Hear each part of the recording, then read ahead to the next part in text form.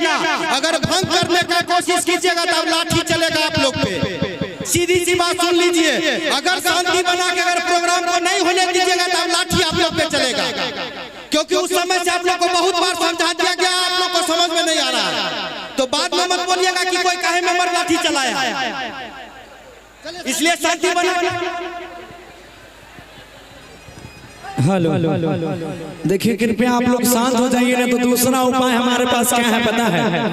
दूसरा उपाय सुनिएगा, कोड कोई नहीं देके रखते हैं, हमको सबसे ज्यादा गुस्सा इसी पे चढ़ता है। दोनों में से किसी के पास कोड नहीं रहता है। खेसारी लाल तू ही सब छोड़,